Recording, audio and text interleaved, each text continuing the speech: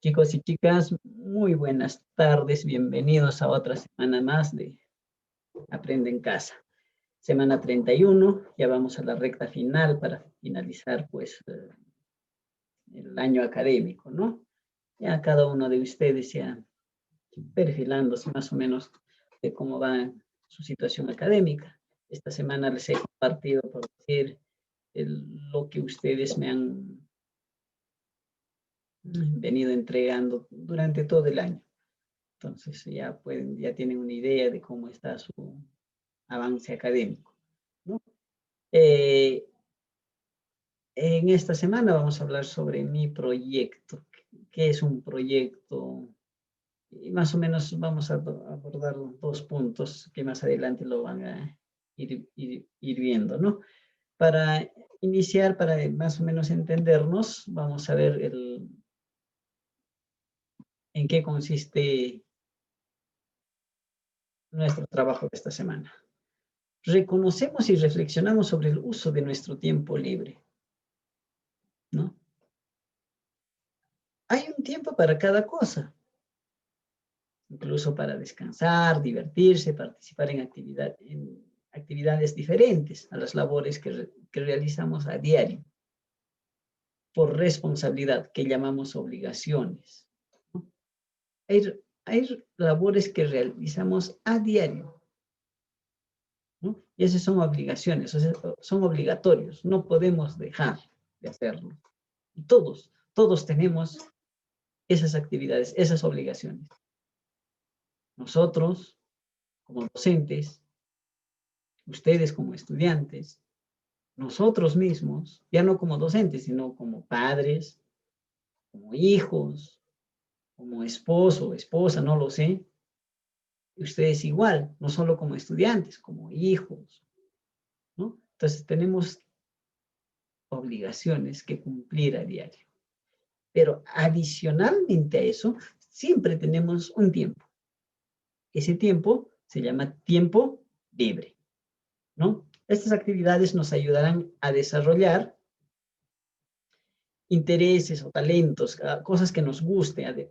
Y además nos permitiremos cambiar de ambiente y conocer personas de diferentes a lo que frecuentamos.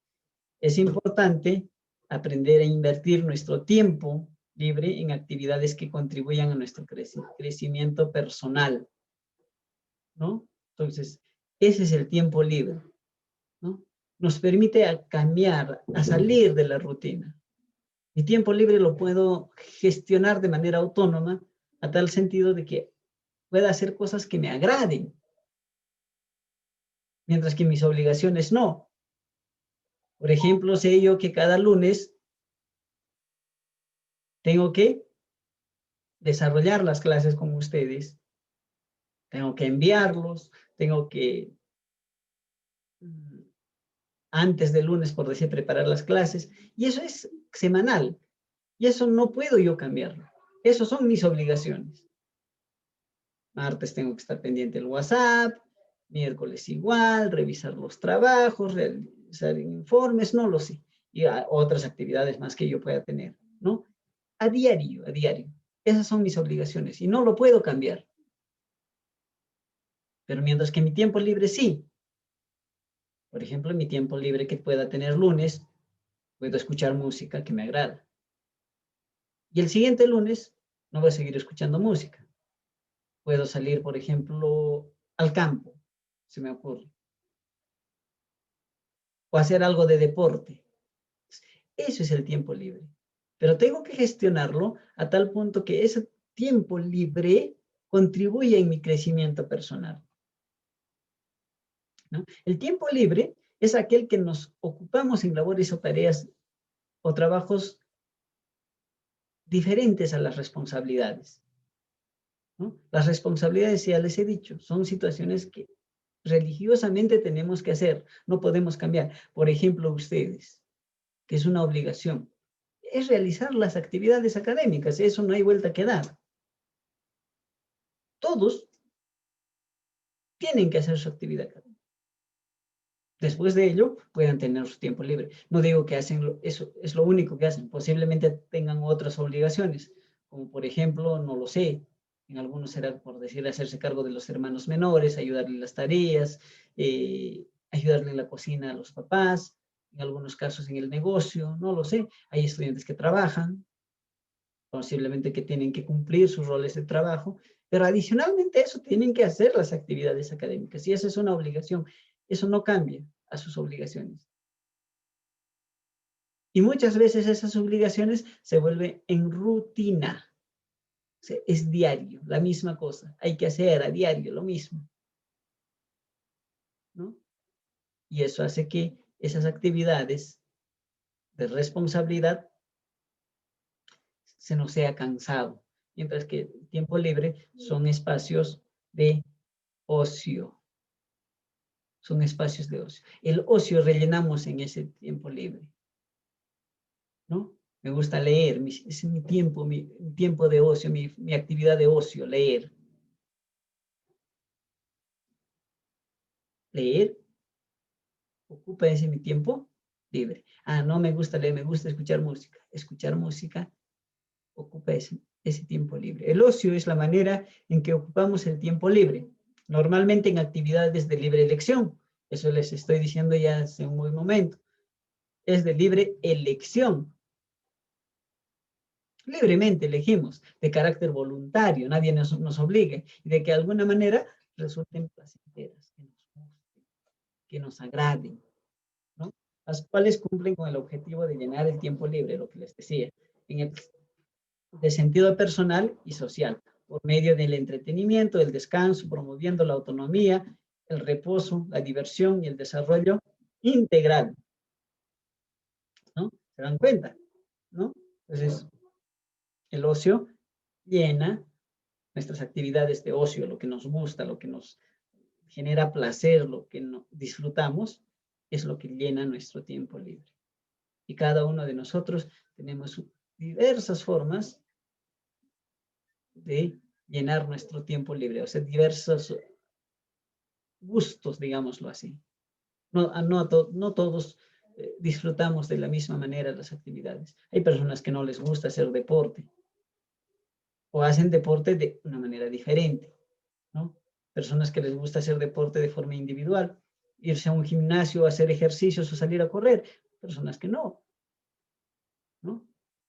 Por ejemplo, a los que les gusta hacer actividades deportivas grupales como jugar fulbito, fútbol, vóley, por ahora está prohibido. Y supongo que eso se hace en el tiempo libre.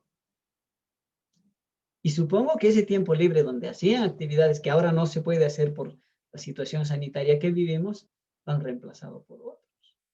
Yo no sé si deportivas o otras, tal vez ver televisión, leer, escuchar música, no lo sé. Pero hacemos cosas que nos agradan, ¿no? La importancia del tiempo libre, el usar adecuadamente el tiempo libre, nos permite aprender a tomar iniciativas, a enfrentar las dificultades, a relacionarnos con los demás, a dirigir nuestras vidas, pero evidentemente es el momento en el que se puede desarrollar nuestro sentimiento de libertad, nos sentimos libres, de relación espontánea con otros, de disfrutar, de divertirse. Y cultivar actividades que nos son motivadoras, que nos agraden, ¿no? Para disfrutar el tiempo libre nos debemos preguntar, ¿me paso bien en mi tiempo libre?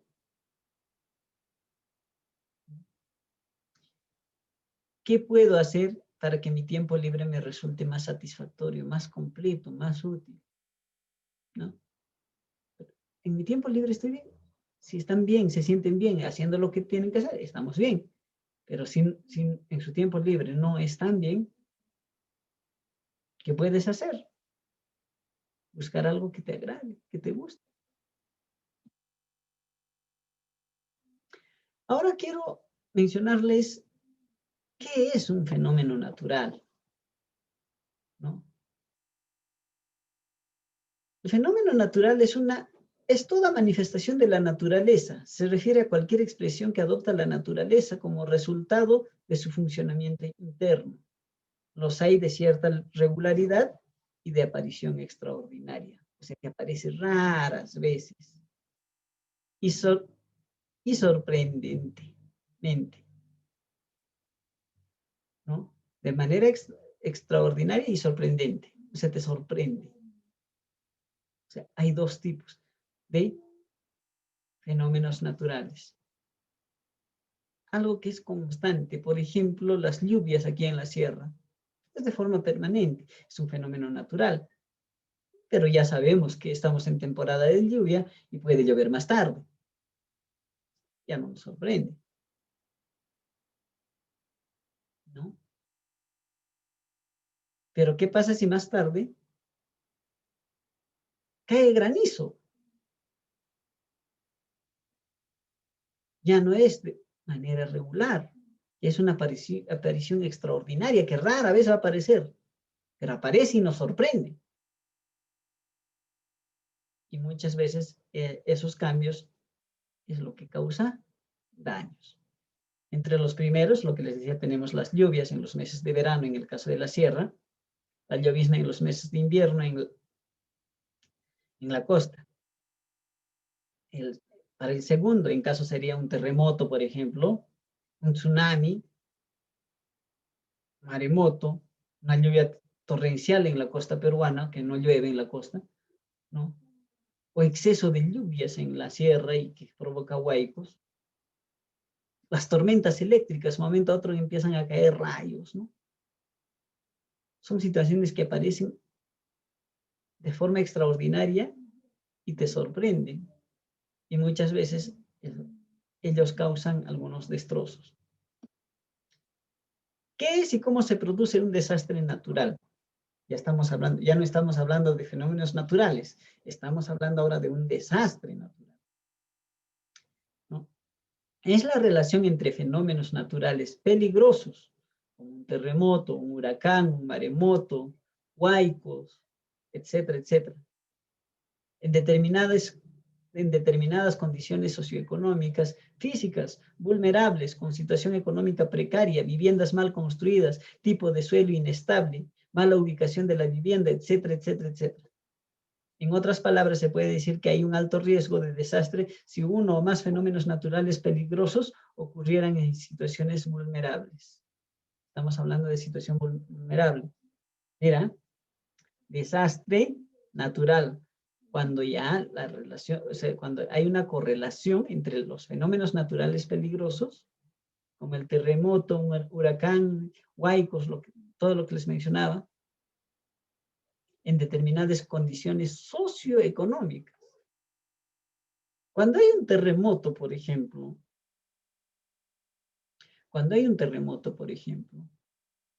¿quiénes son los primeros en ser afectados? Son las casas rústicas. ¿Y quiénes tienen las casas rústicas? O sea, las casas que están construidas con adobe, tapia, ¿no? Normalmente es un sector social, la gente pobre, y ellos son los primeros en ser afectados. Siguientes en ser afectados, las casas de material noble mal construidas, sin un asesoramiento técnico en lugares inadecuados. También tiene que ver la situación socioeconómica. O si hay un huaico, ¿quiénes son los primeros en ser afectados? Son aquellos que viven dentro de una franja marginal de un río o en quebradas, pues, que son los primeros en ser afectados. A eso se adhieren las construcciones, volvemos a las construcciones. Si hay casas de material rústico, de tapia, adobe, son los primeros que van a ser afectados. Enseguida los siguientes que son de construcciones mal hechas, ¿no?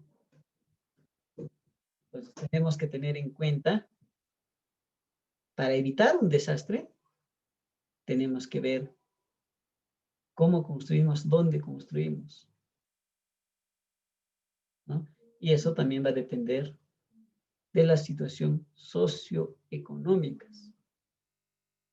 Económico para construir bien nuestras casas y lo social para construir como debe de ser, Muchas veces podemos tener dinero, pero lo social no nos permite construir como debe ser.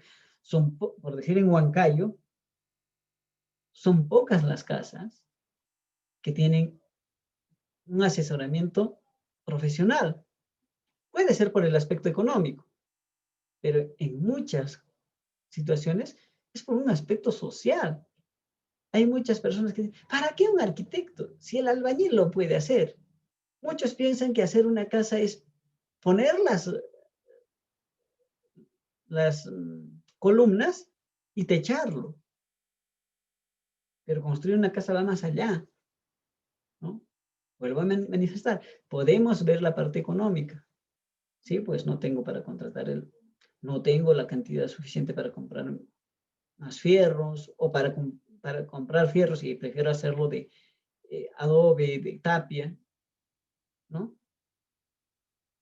Entonces, ese tipo de construcciones es lo que colabora a que los fenómenos naturales, sobre todo los que aparecen de forma extraordinaria, se vuelvan o se producen un desastre natural.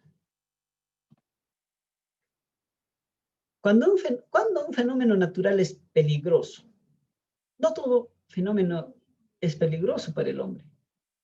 Es más, hay fenómenos que son más bien beneficiosos, como las lluvias. Por lo general convivimos con ellos y forman parte de nuestro medio ambiente natural. Por ejemplo, vuelvo a decir, las lluvias de temporada, ¿no? Normalmente estamos tranquilos cuando llueve, ¿no? Sabemos que va a llover, tomamos nuestras previsiones. Ahora que llueve, sabemos que tenemos que salir con ropa apropiada, nuestra paraguas, no lo sé, ¿no? No genera mayor problema.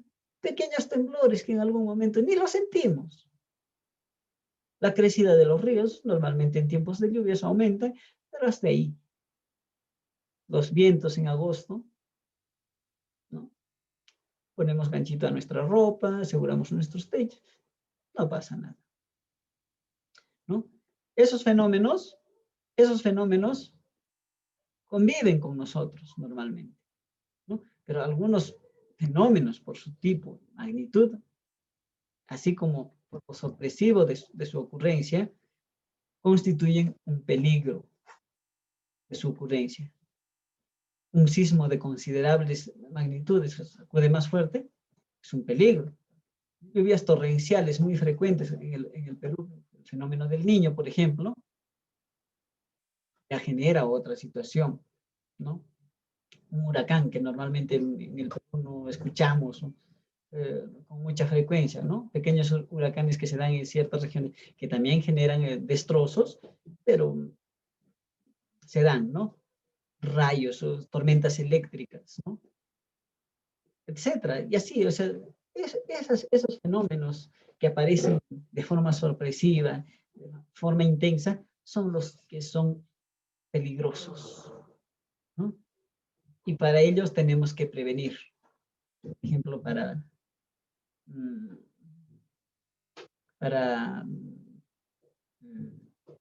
los sismos, que las construcciones estén bien hechas, tengan la consistencia, para evitar los huecos, no construir pues en zonas muy apegadas a los ríos o a las quebradas, ¿no? Son los que nos volvemos vulnerables. Entonces, la prevención de estos fenómenos está básicamente en nosotros, en los humanos, por supuesto, socialmente hablando, ¿no? Desde las familias hasta nuestras autoridades. La vulnerabilidad global. A continuación profundizaremos el concepto de vulnerabilidad. Entendida esta, como ya dijimos, como la incapacidad de una comunidad para absorber mediante el autoajuste los efectos de un determinado cambio en su medio ambiente, ya sea su inflexibilidad o incapacidad para adaptarse a este cambio. O sea, el no adaptarnos a las necesidades de nuestro medio ambiente geográfico nos vuelve vulnerables. El construir nuestras casas sin una asistencia técnica por N razones, por situaciones económicas o simplemente sociales, nos hacen vulnerables, ¿no? Ya no hay dinero para contratar un arquitecto. Pero si hay construcciones, por ejemplo, pienso yo, que los municipios podrían dar asesoramiento gratuito para construir casas, para hacer un análisis de suelos. Entonces, tampoco es solo del individuo, de la familia. Sí hay una responsabilidad, pero socialmente también hay esa incapacidad. ¿Quién permite construir en las franjas marginales? El otro día pasaba por Huamancaca, los que conocen Huamancaca cerca al Mantaro, muy pegados al río, veo que están haciendo construcciones. Responsabilidad del individuo que está haciendo las construcciones desde primera instancia, porque no está cumpliendo. Pero también hay una responsabilidad compartida de las autoridades, porque están permitiendo la construcción en zonas vulnerables. Y en algún momento, cuando aparezca un fenómeno natural extraordinario, por decir, el río Mantaro crezca y arrase, va a ser un desastre.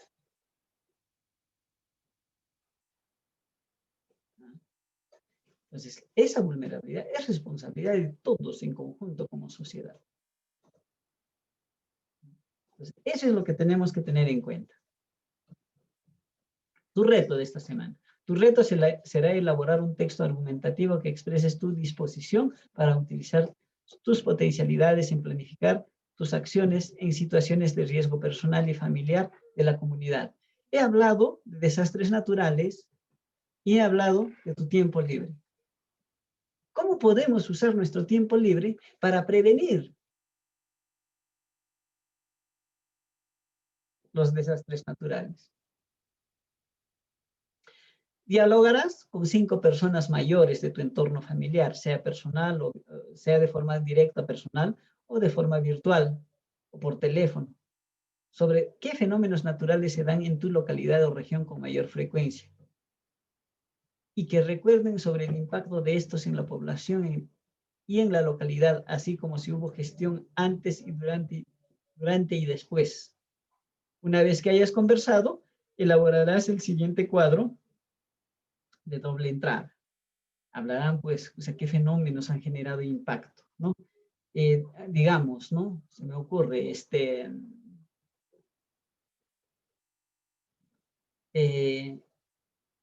un sismo de aquí unos 5 años atrás, ¿no? Fenómeno natural, sismo, ¿no? ¿Qué ha impactado en la población? Ha derribado, ha destruido 5 casas de aquí del barrio, ¿no? Su impacto en la infraestructura. ¿Qué hizo? 5 casas se cayeron, o se tuvieron que derrumbar esas 5 casas, no lo sé, ¿no? ¿Y qué gestión de riesgo ha habido antes? Antes de ese fenómeno, ¿hubo algo? ¿Hicieron algo? Tal vez nada. Durante, han reconstruido, han limpiado, han derrumbado las casas que ya no servían, ¿no? Después, ¿qué están haciendo ahora?